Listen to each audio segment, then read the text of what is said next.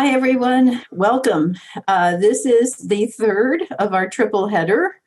I started this early in October to talk about these three seminars as triple headers, and now that we're all waiting to see if the Dodgers make it, it's becoming more relevant all the time. Welcome to, I think this is our last seminar of the semester. In our short semester. And of course, it's great that we have one of our own from USC, Price, presenting today, Jeff Boeing. And before I introduce him, I believe that we're going to have an introduction by Lily Nye from the undergraduate planning group. So Lily. Thanks, Professor Giuliano. So undergraduate planning at Price is a student org that launched last spring, actually, so we're very new, to specifically meet the needs and interests of undergraduate urban planning students and just undergrads in general who are interested in planning. We host a variety of different programming, but today specifically, we're really excited to be collaborating with MetTrans on this event and to have the opportunity to engage with faculty in this new format. So thank you very much, and we really look forward to Professor Boeing's presentation. Wonderful, and I hope we've got lots of undergrads in the audience today.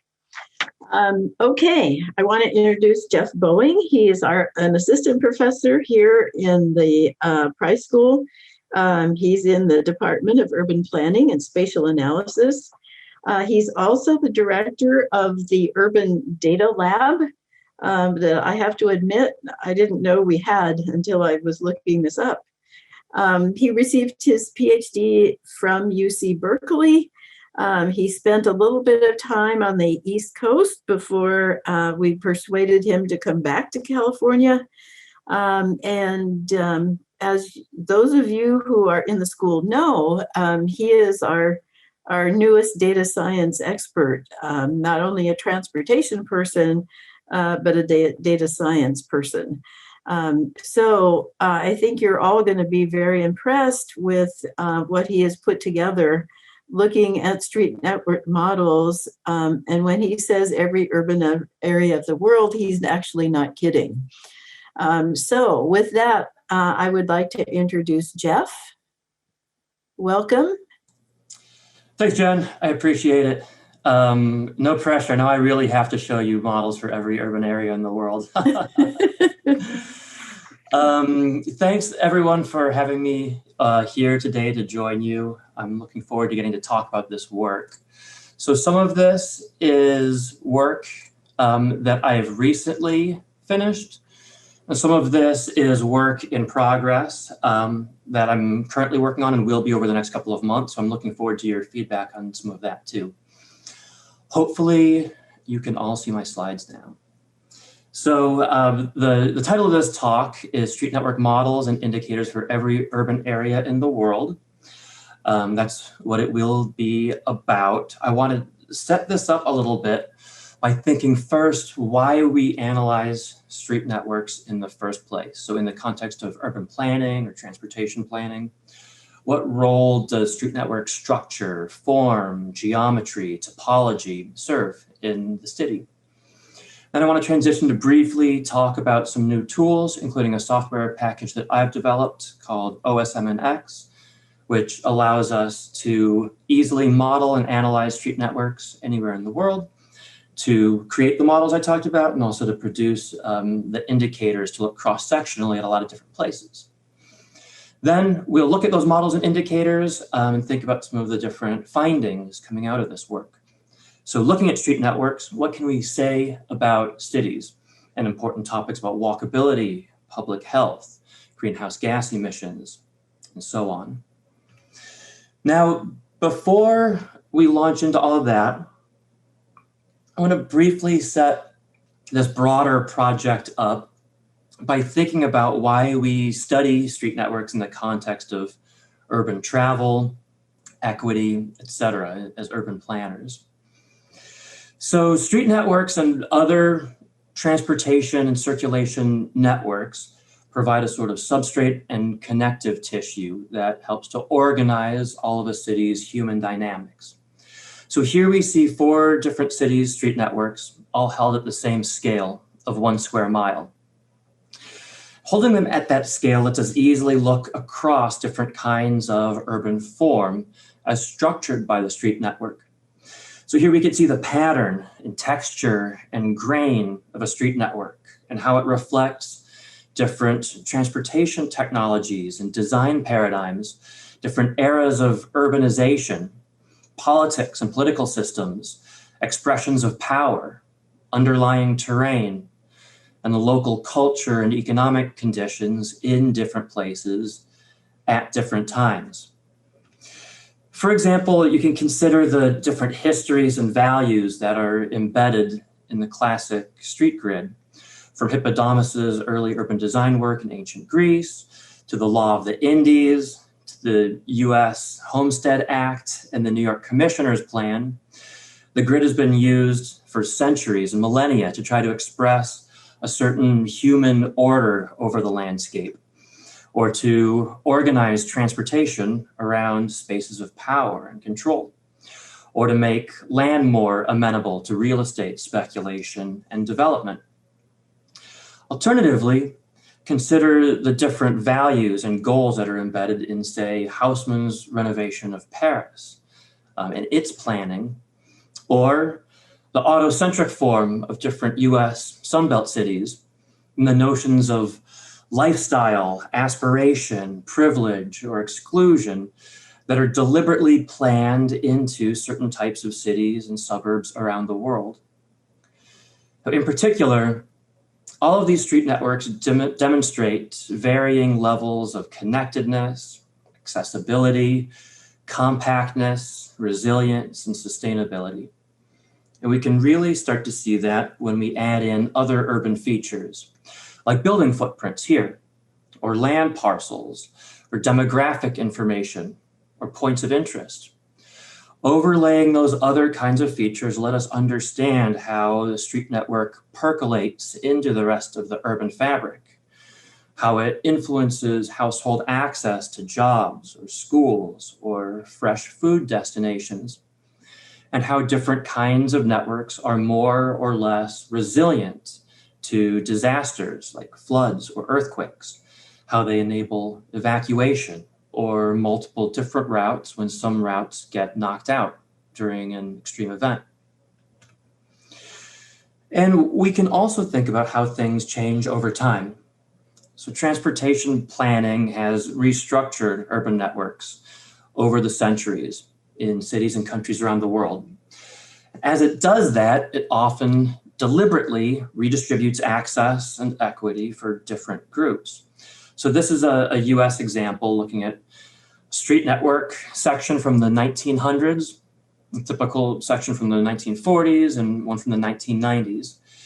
And we can see the sort of trajectory moving away from the sort of imperfect grids from the pre-automobile era, where urbanization and street network form were predicated on the logic of walking and streetcars.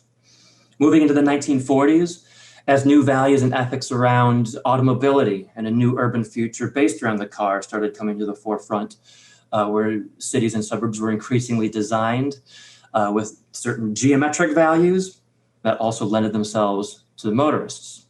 And then moving into the 1990s and sort of culmination of the automobile-centric urban form, we can see a street network with more disconnected streets, more dead ends and cul-de-sacs, more circuitous routes to get from point A to point B, and much longer blocks, much lower intersection density.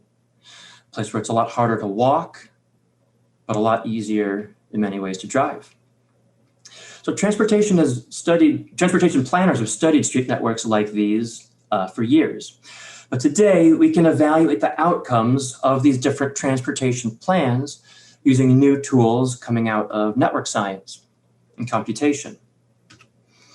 So I want to think about some of those new tools in that context.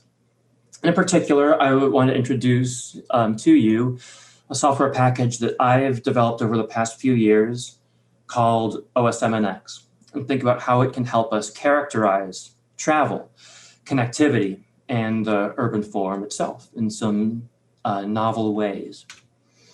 So OSMNX stands for OpenStreetMap plus Network X. OpenStreetMap is kind of like Wikipedia meets Google Maps. It's a worldwide mapping platform and geospatial database that anybody can contribute to. And it has mapped the entire world with some varying degrees of quality in different places for different types of things. Network X is a network analysis software package that was developed at Los Alamos National Lab. And as you might be able to guess from OSMNX's name, it serves to connect together OpenStreetMap data with Network X. So OSMNX itself is a software package that lets us easily download, model, and analyze street networks using raw data from OpenStreetMap and turning them into graph theoretic models using Network X. So its key features are downloading and modeling street networks themselves, but also algorithmically correcting and processing network topology. So it's a little bit of word salad right there. Network topology means how things are connected or configured across the network. Now, when we want to work with street network models that come from OpenStreetMap raw data, we have to do a bunch of correction and processing before we get a model that roughly approximates how we think of street networks in urban transportation or urban design. The reason for that is because OpenStreetMap just has a whole bunch of line segments and points showing how those straight line segments are compiled together to form a larger whole, like a full street. So OSMNX handles all of that for you under the hood, turning it into a network model where you have nodes at intersections and dead ends, and network edges or connections for all the street segments. Now, once we've created that model from the original raw data, we can do all kinds of different analyses with it, like calculating routes, visualizing different aspects of the street network, or calculating a bunch of geometric and topological indicators. So remember, as topology refers to the idea of connections and configurations in the network, geometry refers more to the idea of angles, widths, areas, lengths, stuff like that.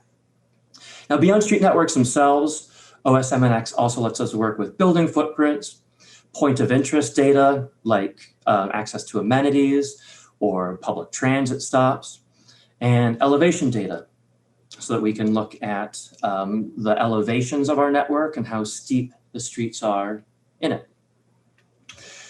Before I go more into uses of OSMNX, I want to think a little bit about the raw data. So all these data are coming originally from OpenStreetMap. And if you're not familiar with OpenStreetMap, this is a screenshot of it in downtown LA. So it's kind of like Google Maps, only all public, crowdsourced, and freely accessible to anyone in the world.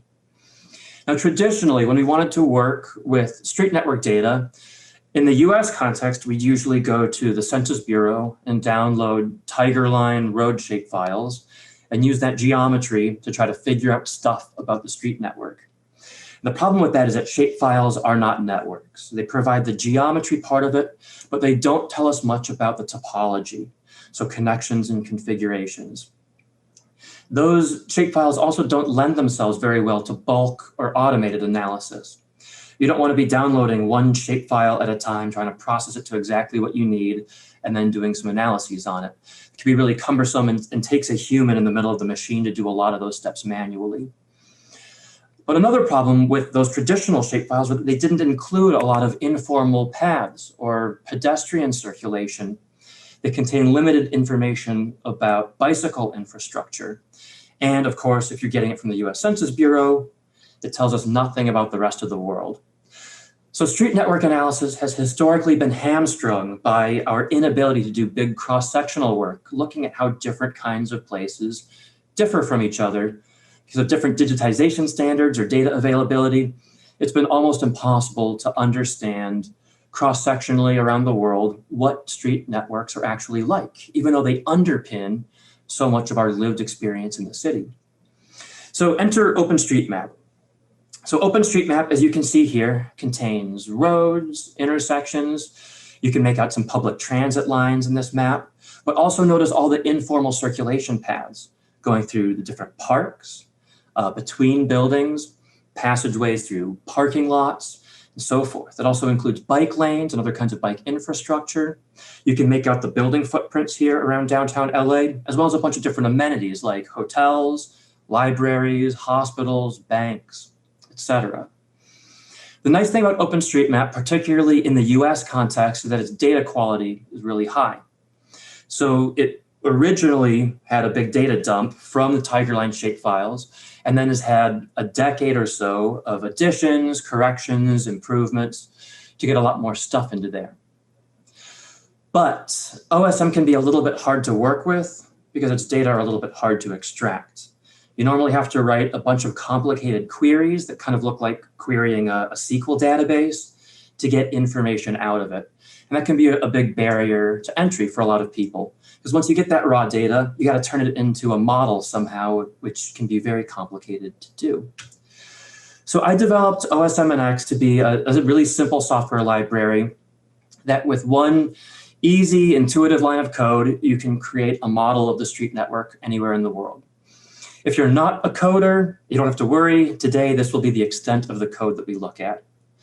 All that I've done here is I've imported OSMNX, and in one line of code, I asked it to create a graph from place. So graph just means a model of a network. I've passed in Los Angeles, California, and I specified the network type is equal to drive. So that means that with that one line of code, I have downloaded the entire street network for the municipal boundaries of the city of LA. They're drivable, and you can see the model here right next to it. Now, the nice thing with OpenStreetMap data, we're not limited to just the US. So we can just as easily get a street network for Modena, Italy, or the Medina of Tunis. We can all get drivable networks, walkable networks, bikeable networks, or all of the above if we're just interested in looking at the infrastructure itself. I always like this example of Tunis's Medina because you can really clearly see two different urban forms here as structured by the street network.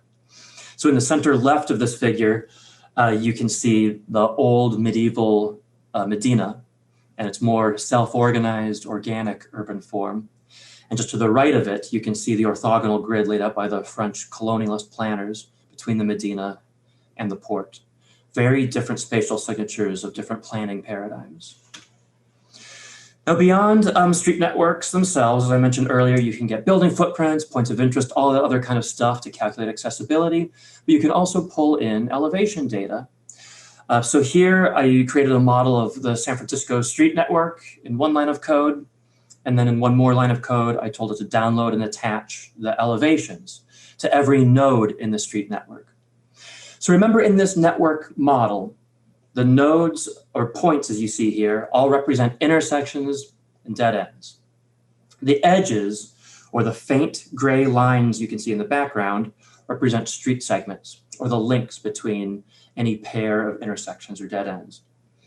Now, OSMNX pulls in the elevation data automatically here for all of the nodes. Once we've done that, we can calculate street grades to look at the incline of every street segment in the network. This is useful for a bunch of different things. For example, with that node elevation data, we can quickly model sea level rise and look at which parts of the network are most prone to being swamped by sea level rise, given different projections over the coming century. We can also look at different flooding events. So given different projections of sea level rise or just more extreme climate conditions, what parts of the network are most prone to flooding given different events, and what happens to the rest of the network and shortest path trips if those sections get knocked out during a flood. We can also use elevation data here to create better impedance functions for trip calculation. Now, often in network analysis studies, we'll use some kind of shortest path to understand the route that someone will take between point A and point B. The simplest way to do that is just minimizing the distance traveled. So if I want to get from point A to point B, I can find the shortest path. That means I travel the fewest meters to get between the two. A little bit richer than that would be minimizing travel time. which is pretty easy to do if you have speed limit data, or in the case of OSMNX, you can impute and infer street network data given the sparse data that exists on OpenStreetMap, and then calculate shortest paths by travel time. But if you're a cyclist, very often you're not interested in trying to minimize travel time, let alone distance traveled. For example, if the shortest path by time has you biking directly up over a hill and directly back down the other side to shave off 4 or 5 seconds of your total trip, you might rather just bike around the hill. So we can use that information to build better impedance functions to calculate more plausible trips for different kinds of modes. And then we can also compare them against empirical evidence about what kind of routes people take to better understand that trip-taking behavior. Okay, so that's the short gist of the tool. And now I want to talk about a couple of recent and ongoing projects where I'm using this tool to build some models and indicators for a couple of different empirical projects. Now, first, I want to show you a little bit of recent work. So this project was just published in JAPA last week. I have a link at the end of this section. If you're interested in seeing it, you can scan it with your phone in a couple slides. So in this recent work, I modeled the street network of the entire US at multiple scales. So that includes every city and town, every urbanized area, every county, census tract, and each Zillow-defined neighborhood. So to get those boundaries, I pulled the first 4 from the Census Bureau. So they have the boundaries of every city, urbanized area, county, census tract. And then from Zillow, I used their shapefiles defining individual neighborhoods across hundreds of cities around the country. Once I got those study sites, polygons, I used OSMNX to download the street network within each, build a model of it, and then calculate a couple dozen different indicators of the network for each of them. Now, those indicators cover common stuff that we think about in transportation planning and urban design. So stuff like intersection density, block lengths, the proportion of 4-way intersections, but also bringing in some newer stuff from network science as well. So trying to understand betweenness centralities and maximum betweenness centralities, which tell us about the topology of the network. Looking at average node connectivities, which can tell us about how easy it is to break the network into unroutable sections by knocking out one node at a time. Once we have all those indicators, I created an open data repository in which I deposited the models, indicators, and the code to do all of this online for public reuse. So I want to talk about some of those indicators here, and first introduce one that might not be as familiar for folks coming from the transportation or urban design field. So this is the idea of orientation entropy. So orientation entropy has gotten kind of common in urban geography recently, and it derives from the idea of entropy from physics or math, a measure of disorder of a system. The easiest way for me to wrap my head around the idea of orientation entropy is to look at it visually. So here I have 2 different cities, or I guess a borough and a city. Manhattan is on the left and Boston is on the right. And you can see their street networks. Now, next to each one of them is a polar histogram. So this is a histogram of street network orientation. Manhattan's an easy one to illustrate this with. In Manhattan, if you look at the street network itself, you can see that it's aligned about 29 degrees off true north, and almost all the streets in Manhattan follow on a grid, so offset north-south and east-west. We can see that reflected in its polar histogram. So this histogram is just like a regular histogram that we're used to seeing. It shows us the relative frequency across bins. The difference is, rather than being stretched out horizontally, this histogram wraps in a circle around the face of a compass. Each bin in the histogram represents 10 degrees around the compass. And each bar in the histogram represents the relative frequency of streets pointing in that direction, the compass. So in Manhattan, we can see its histogram shows us that almost all the streets point in one of those 4 directions. Boston tells us a very different story. So Boston, it has a long history for hundreds of years of being an amalgamation of a bunch of different small townships, villages, old farms that all agglomerated together into the metropolis we know today. Now, Boston's city limits include a bunch of different street networks, including a couple of grids, like in South Boston or the Back Bay, that aren't aligned with each other because they were planned separately from one another. And then a bunch of winding paths that follow old cow paths and village routes from centuries ago. If you look at Boston's polar histogram, you can see it's not as neatly organized into those 4 bins like Manhattan does. Rather, in Boston, the streets point more evenly in all directions around the compass. There isn't a simple set of a few bearings the streets tend to have. So the way that we would characterize this statistically is that we would say that Manhattan has a low entropy street network. Boston has a high entropy street network.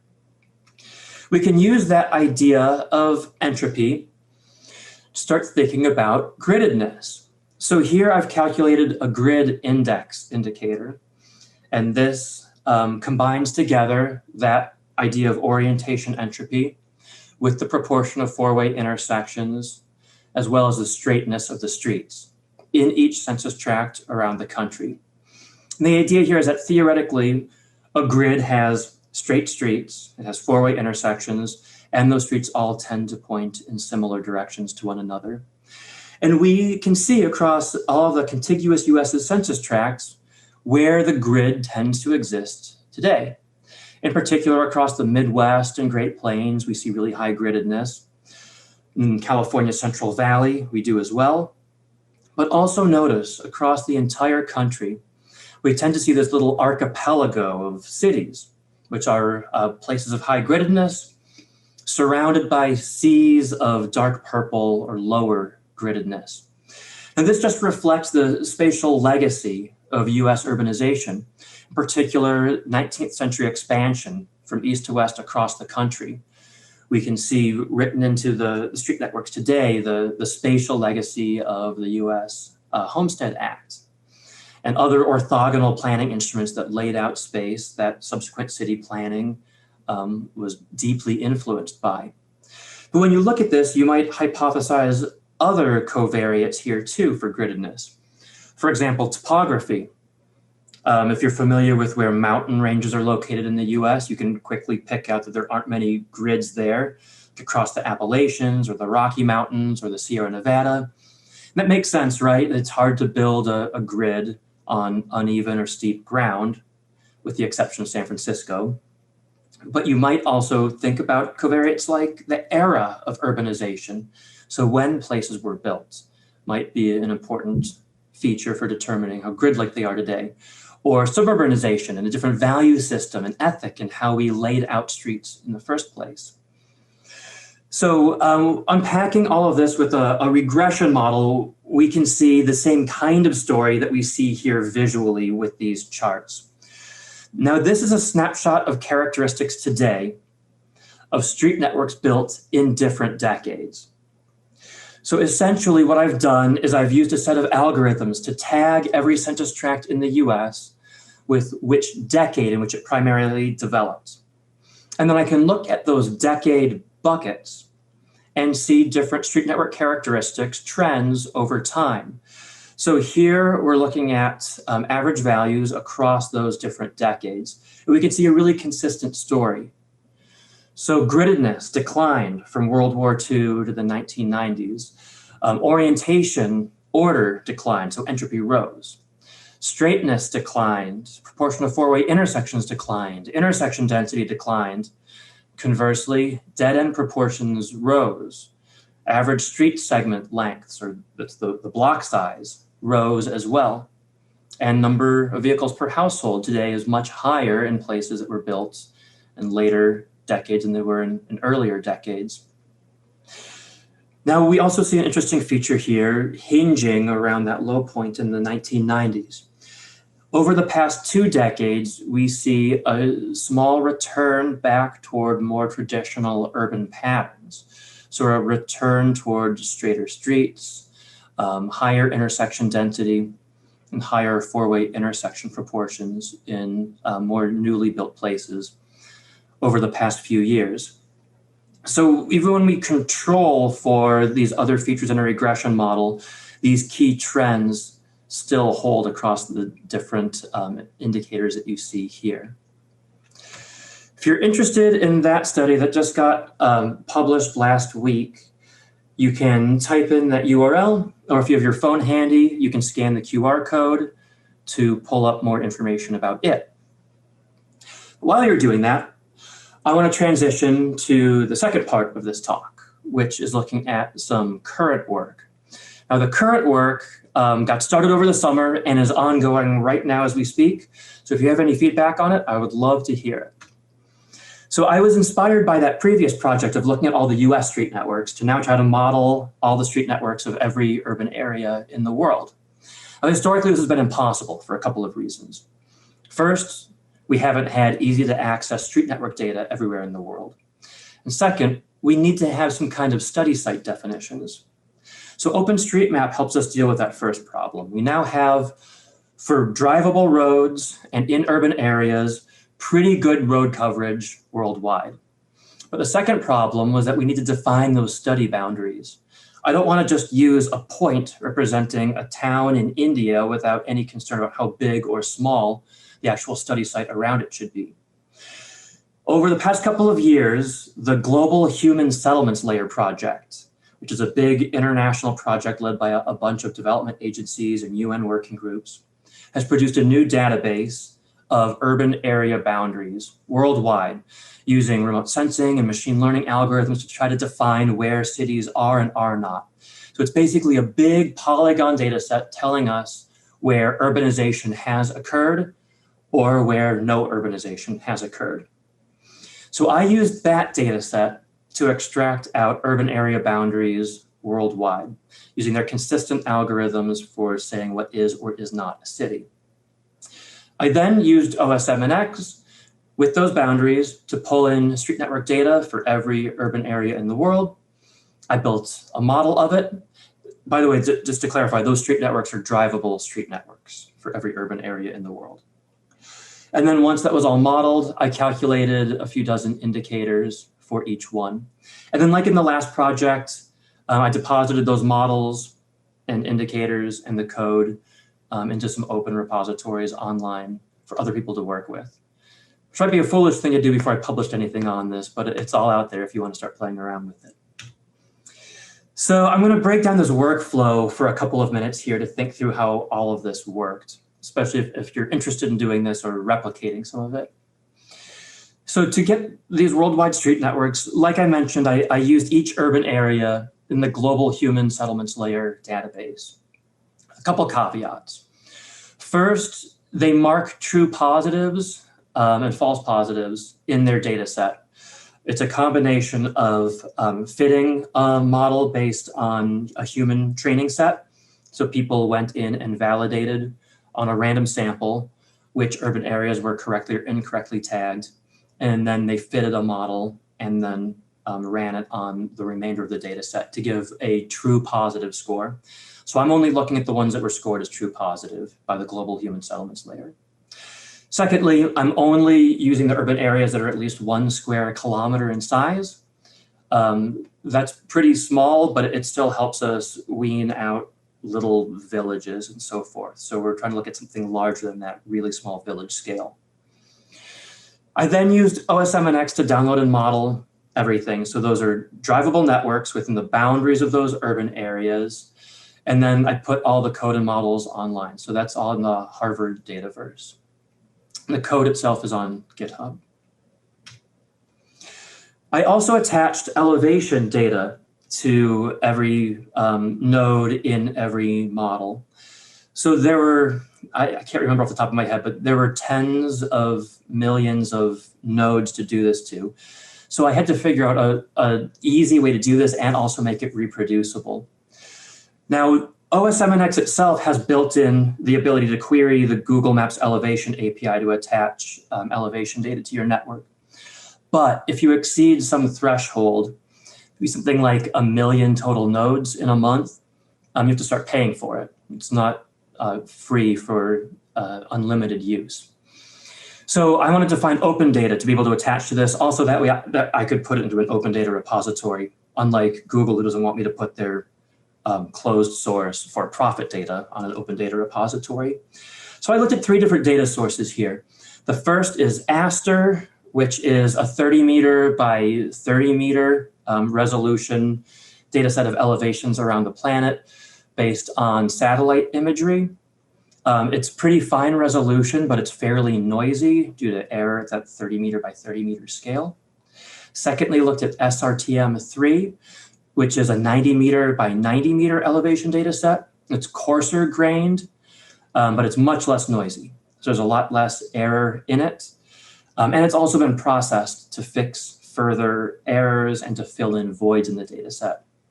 And then third, as a validation set, I also attached the Google Elevation API data to each of those nodes as well. So each node ended up with those 3 values for elevation estimates across the tens to 100 million nodes in my data set. Now, none of these data are perfect. So there are trade-offs to using any of them. So I came up with a set of elevation value selection rules so that I could assign a single elevation value to each node in the network. The way I did that is that I, by default, used the Aster value. So Aster is the finest resolution, so I prefer that. But it has a bunch of null values. So I fill in those nulls with the SRTM3 data. And then I look at the 2 of them, SRTM3 and Aster, and I see if they differ from each other by more than the SRTM specs error, which is roughly 16 meters. And if they differ by more than that, then I look at the Google elevation data as a tiebreaker for which one's closer to that to try to triangulate across the 3, which one is the best value to pick.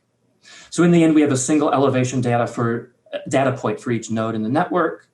And then I calculate edge grades to understand the steepness of streets in every street network around the world. So with that data all put together, I then calculate a bunch of different indicators. So like I mentioned earlier, these are indicators of both network geometry, that is like lengths, widths, areas, angles, and then also indicators of network topology.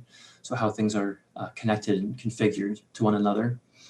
A lot of these are pretty common in transport, urban design, and network science. So I have some examples here, including intersection density, block lengths, circuity or straightness. One is the inverse of the other. The orientation entropy, which I showed you earlier with those polar histograms, and then a lot more. I'm going to talk about the intersection density a little bit more in a minute because I'm calculating that in a new way that I think is a big improvement on traditional methods. But first, I want to talk about orientation entropy a little bit more. So I showed you earlier in the US, looking at Manhattan and Boston, those polar histograms of what directions the streets point in. So here I've taken a sample of 100 cities around the world, and we can see their orientation entropy with polar histograms here. So in the top left, Chicago, for example, has the lowest entropy of any of these networks. And in the bottom right, Sao Paulo and Charlotte have the highest entropy, or the most disordered street networks, according to the orderly logic of the grid. We can also look across a bunch of those indicators and do a cluster analysis to see what kind of places are more or less similar to each other. So this is across a feature space with like 6 or 8 dimensions in it, including orientation entropy. And I'm looking at that same set of 100 large cities here. So this visualization projects that 8-dimensional feature space onto just 2 dimensions using T-SNE. The clustering all occurred in the 8 dimensions, and these are colored by cluster. And we can see some of these different similarities between places. So for example, the big Chinese cities, Beijing and Shanghai, toward the top of the figure in yellow, are aside in their own cluster. To the left of them, Las Vegas and Phoenix, so big Sunbelt cities with very coarse-grained networks, are very similar to each other. And rotating down toward the bottom left from there, we can see the gridded American cities like Chicago, New York, and Washington Buenos Aires is very similar to them in its street network pattern. Now, I mentioned that intersection density calculation a minute ago to you. So typically, when we work with intersection densities, we look at a total count of intersections in a city, and then we divide it by the total area or the net area of the city to give us intersections per square kilometer, or something equivalent to that. Now, the problem with that when we're working with point data for intersections is that very often, either from Tiger Line data or from OpenStreetMap data or any source, intersections are usually where two lines intersect with each other. Now, in a non-planar graph model, that will account for bridges and tunnels, but it doesn't account for complex intersections. In the left panel here, you can see San Vicente near where I live in LA. And it's a complex intersection at almost every point at which it crosses the little residential streets because of the divided road and also because of the turn lanes on that street. So to model all of that, we have all these extra points representing intersections along the way. Now, in reality, if you're there as a pedestrian or a motorist, you think of this thing as a single intersection. So what I don't want to do is privilege these kinds of places that have a bunch of points representing a single intersection by overcounting their intersections and in turn their intersection density. Now, one simple way to account for those complex intersections is to just buffer their geometries and merge together overlapping geometries and say that merged overlap is one single true intersection. You can see that logic in the center panel here. So basically, if they're within 10 to 15 meters of each other, I'll call them a single intersection and only count them once. But I don't really like that either, because there are times when you can be within 10 to 15 meters of each other, but it's not really one intersection. So for example, bollards that you can't get through shouldn't be joined together into one thing. Or if you have an overpass and an underpass right by each other, just because they're within 15 meters of each other in an XY plane, doesn't mean that we should treat them as one single intersection. So I developed a new algorithm to let us work topologically with intersection count consolidation. So what that algorithm does is it traces along the network itself to find nodes that are within 10 or 15 meters of each other. And then only along the network, if they're reachable within that amount of distance, are they consolidated into a single intersection object. So I've ran this algorithm for all of those cities in the world. Here, I'm looking at just the 4,500 largest. So that's approximately the half that are the largest cities. And here's what I found. I compared my topologically cleaned up intersection densities with those raw intersection densities where you just say how many points divided by how many square kilometers.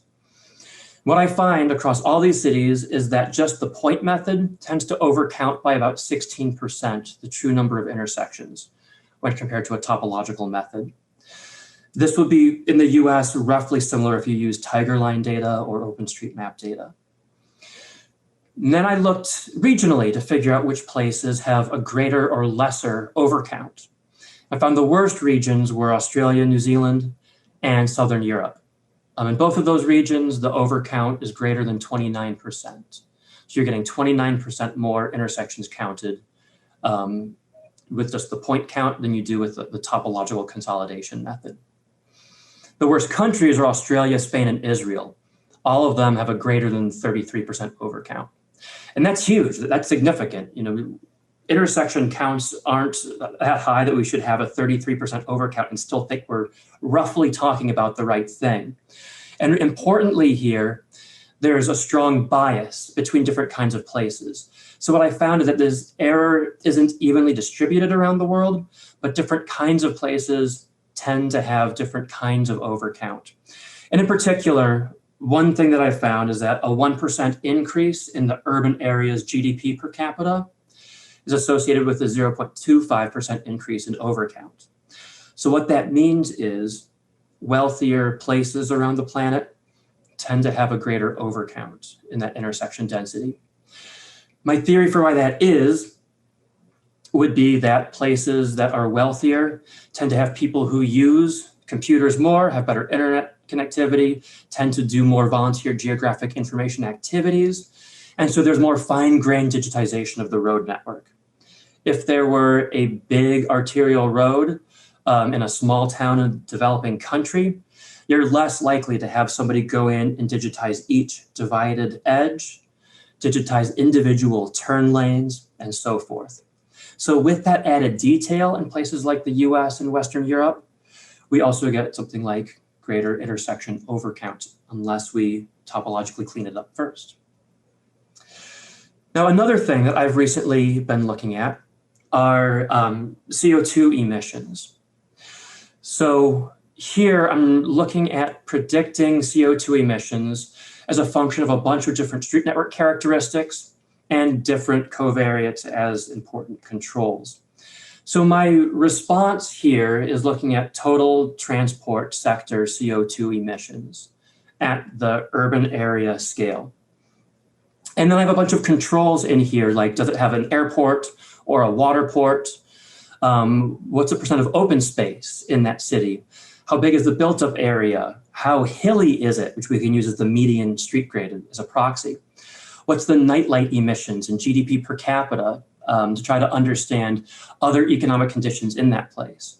And then I also have controls for the UN development group that city is in. Now, in particular, the things that I'm most interested in on street network form are the average node degree, straightness, intersection density, and per capita street length. So average node degree is a measure of how connected the street network is. It means how many streets per node on average. And I find that a 1% increase in average node degree is associated with a 3.1% decrease in transport sector CO2 emissions in that urban area, while holding those other control variables constant. I also found that a 1% increase in straightness, which is a measure of the efficiency of the road network and the efficiency of trip taking, is associated with a 5.1% decrease in CO2 emissions.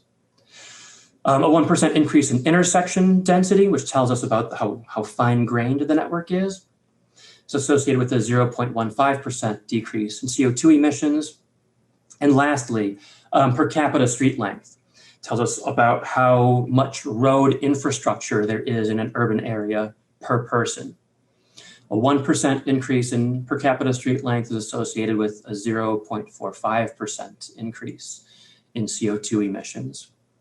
So the response here, CO2 emissions, again, is transport sector CO2 emissions, specifically from non-short cycle organic fuels, so stuff like gasoline and diesel.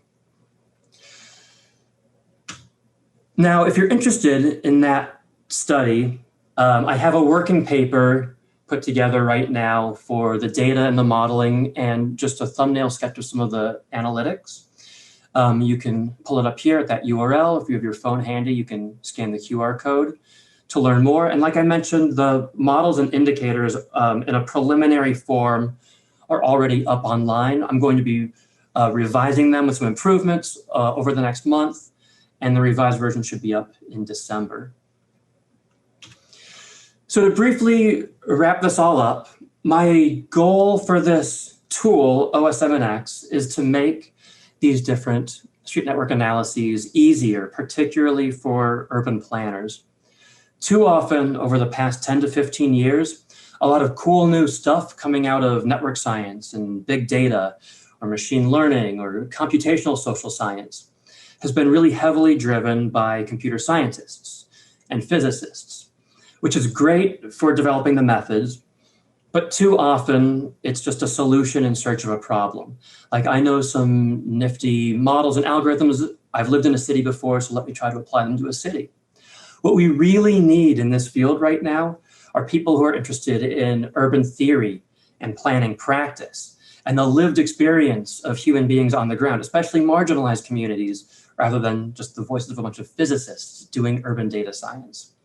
So I hope that a tool like this that's really easy to use and helps you generalize away a bunch of the technicalities and complicated stuff of building models can bring more voices into these discussions can lead to different kinds of people building better maps or better indicators, or doing community activism based on comparing their community to another community, thinking about planning impacts that could be arising in different kinds of places. My work with the models and indicators is kind of along a similar vein. People might not feel comfortable working with even a few lines of Python code. So if they're not, hopefully these models and indicators give them one more stepping stone to do cool analyses without having to know anything other than the current tools they're already working with. And along those lines, a final motivation here is around the open science movement. So too often, researchers will conduct a study, have all of their ad hoc code or tools that they use to do it, put into a file on their computer and hidden away and never seen again. The more that we can make our code, our data, and our findings open source and publicly accessible, the more we can have science function in an efficient way, building on each other's work. So I'm hoping that by placing all of this stuff online, more people can look at it and do interesting stuff with it that I would never have thought of to do myself. The many hands, many eyes model of conducting science. So I will leave it at that and open it up to any questions. My contact info is here if you wanted to reach me. Thank you. So starting us off, how would you use OSMNX to quantify and or describe changes to a street network over time? Yeah, and that's a tricky thing to do. So we can't look at OpenStreetMap data longitudinally and make claims about what has changed over time in and of itself, because we don't necessarily know what has changed over time on the ground in the real world versus what has changed over time in its database. So maybe that street was always there, but it wasn't until 2018 it's when finally digitized it in the database. In the US, we can make some more robust claims about that because the OpenStreetMap network was pretty well built out about 10 years ago. What I did for that JAPA paper that I showed you a few minutes ago was I looked through census data and tax assessor and property transaction data to estimate the statistical distribution of build dates of buildings in census tracts around the country. And then I used those distributions to tag when the tract was initially built, which is a rough proxy for when the street network would have been initially laid out. So doing that, I was able to look at these snapshots of what street networks look like today in census tracts of different vintage. And that idea of today is important. So we're just looking at a snapshot today of what tracts from different eras look like. But that snapshot usually works pretty well because once they're built, street networks tend to be fairly stable over time.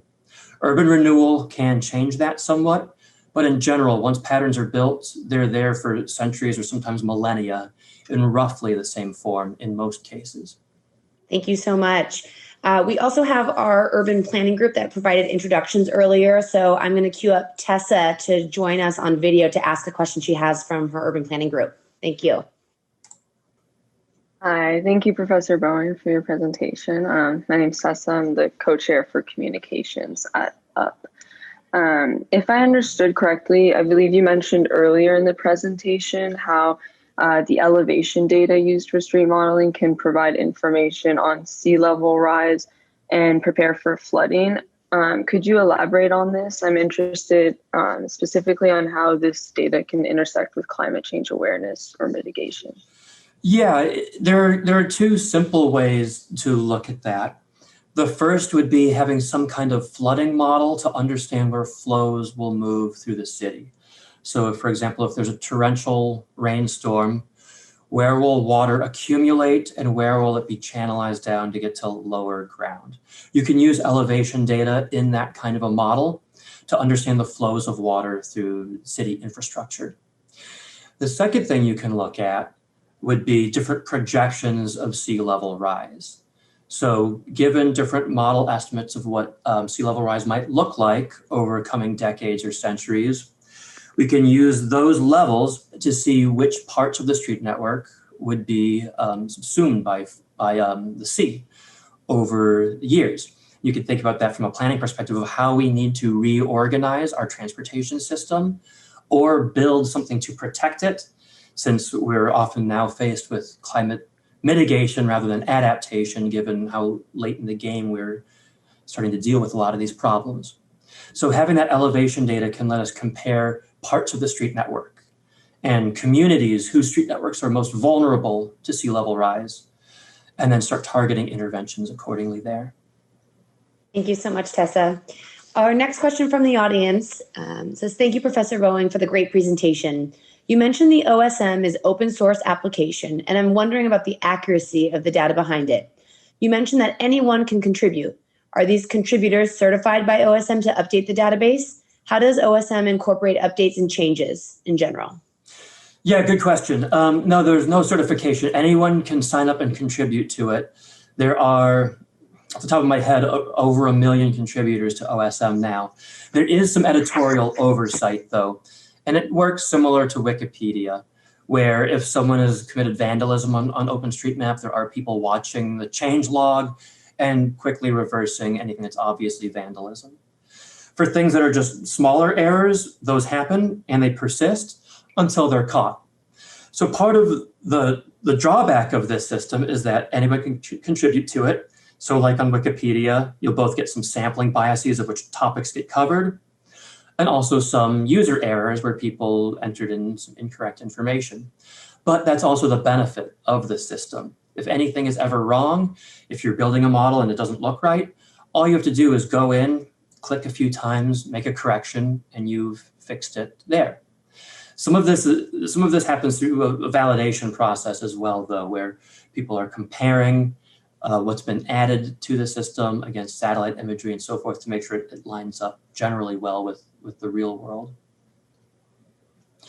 Now, I mentioned this briefly earlier too, but part of it has to do with where you're looking and what you're looking at. So in, say, US or Western European city centers, there's really good data coverage. And as you move outside of cities or into, say, developing countries, you see less good data coverage. If you're looking for drivable roads, you generally see really good data coverage and accuracy.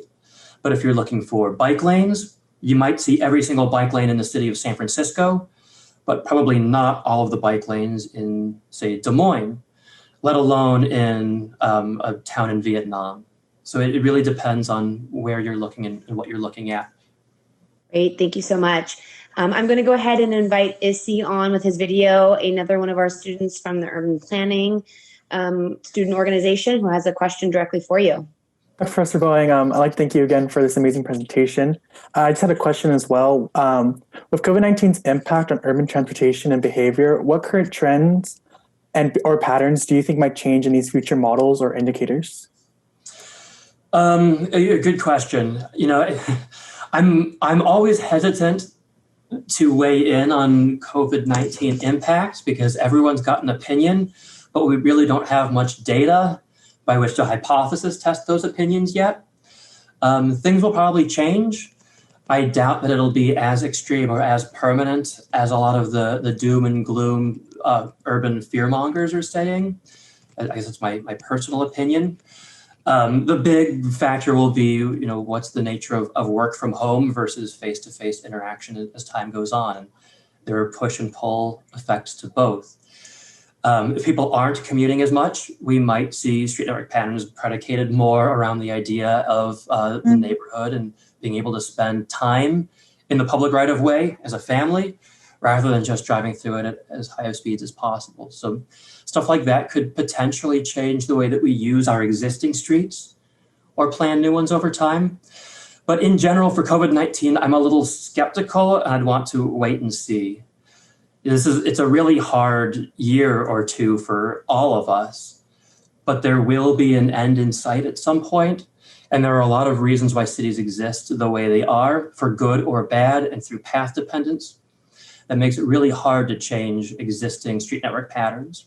So with that in mind, I'd be skeptical about the indicators changing that much if you look at LA today versus LA 10 years from now in terms of network design. Thank you so much. Thank you, Issy. Another one of our questions from the audience, and I'm going to quote a research here. I hope I pronounced the names correctly, but Ewing and Cervero from 2010 and their meta-analysis found that certain street network metrics correlate with transportation behaviors in cities around the globe. Which of the network metrics you've covered today might correlate the most with observed transportation behaviors? And which of these correlations might be causal and which might be due to other variables, such as self-selection into neighborhoods by income level? Yeah, that's a good question.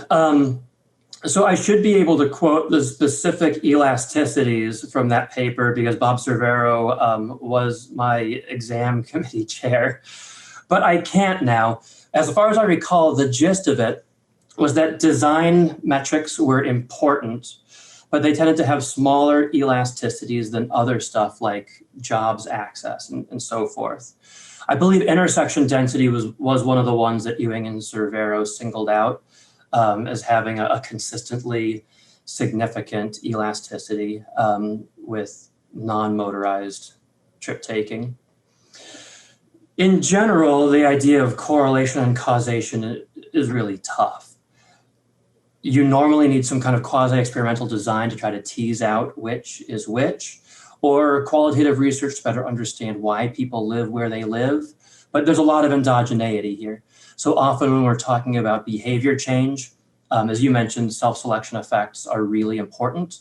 And just because we build more connected streets or we build denser street networks, doesn't mean we're changing existing residents' behavior, but it might give people the opportunity to express different travel behaviors.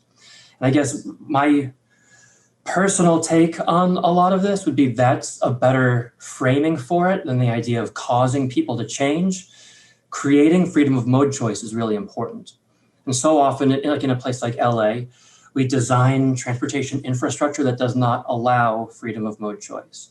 So if people do want to walk or bike to their jobs or to school, it's often impossible or at best dangerous to do that because we have designed our road infrastructure to accommodate cars over every possible square inch of it.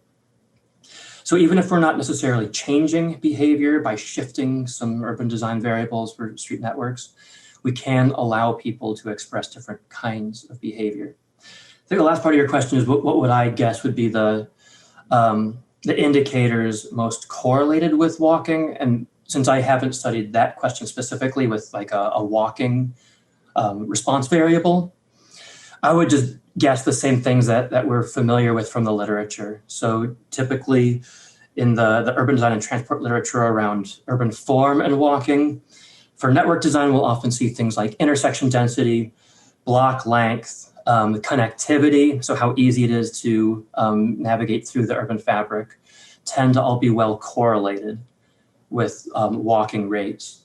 But again, I'm skeptical of causal claims around that. Thank you so much. So right now, this will be our concluding question, but we may get a few more. This is from an anonymous attendee in our audience asking, how does this model deal with the modifiable aerial unit problems, MAUPs, with different areas around the world? Yeah, so MAUP is really interesting with networks in general, because whenever you're modeling a network, a real world network, you have to impose artificial periphery on it. So in reality, if you model, say, a social network, it's not like the social network is actually a closed group, right? Everyone in that social network knows someone outside of it. And at some point, you have to cut off a threshold there. It's the same thing with street networks. So when I do a model of like the Los Angeles urbanized area, I'm cutting it off where the Census Bureau has decided that population densities are low enough that this no longer is included within that contiguous urbanized area. That means I just have a hard stop on the roads that are there. OSMNX does a couple of things under the hood to try to attenuate some of those artificial periphery effects. So whenever you make a model, it expands out with a buffer looking about 0.5 kilometer on all sides of the boundary that you gave it. It uses that so that when you chop off all those roads at the actual boundary of your study site, that it doesn't treat it as a dead end or anything like that. It says this is a true four-way intersection, but all the streets that connect to it go off outside of the periphery. So I'll count it as a four-way intersection, but I won't model all those streets that leave the boundary. So technically, that's how I've approached that problem with modeling itself. But in general, when you're doing empirical work with network models, to avoid those problems of modifiable areas, you should look at multiple scales. So you might look at your single study site and then different buffers around it to understand, like through robustness checks, how much your indicators vary as that periphery changes.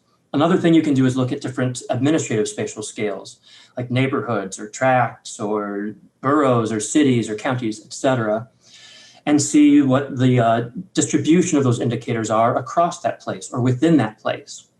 Looking at between and within variation is a nice way to characterize indicators with a distribution rather than with a single value, which can really help for MAUP kind of problems. Thank you.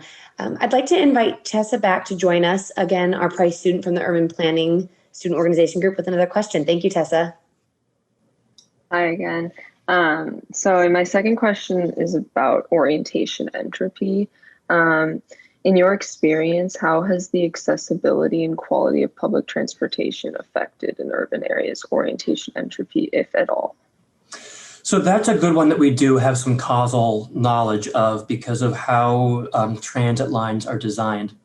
It's much easier both for transit rider legibility as well as for operational efficiency if a bus line, for example, doesn't have to make a lot of turns. So in general, gridded street networks lend themselves to running buses through them, both easier operation, but also if you're looking at a bus route, you can just take the 728 that runs up and down Olympic, rather than trying to figure out what number goes on what part of the street segment before it turns and goes a different direction.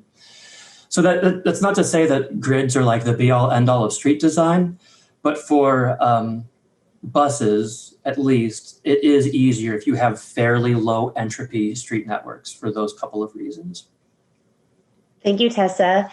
I believe that's all the questions we currently have. We might get a couple more, but Professor Jeff Boeing, is there anything that you didn't get to cover that you'd like to talk a little bit about? We do have some time and always happy to give people their time back, but the floor is yours. I have brain dumped onto all of you what I've recently been doing and what I'm currently doing. So we can all grab lunch if there are no further questions. Fantastic. Well, I think Professor Jen Giuliano is able to jump back on. I know she had a little bit of technical difficulty, so I think she'd like to jump on and give us a little conclusion for today. I want to thank you very much, Jeff, for giving the presentation. Special thank you to Harley for stepping in to handle everything. And thank you to our undergraduate planning group for being co-sponsored. And this was a great way to end our sessions for the fall semester. Stay tuned for our announcements for what we'll be doing in the spring. So thanks very much, everybody.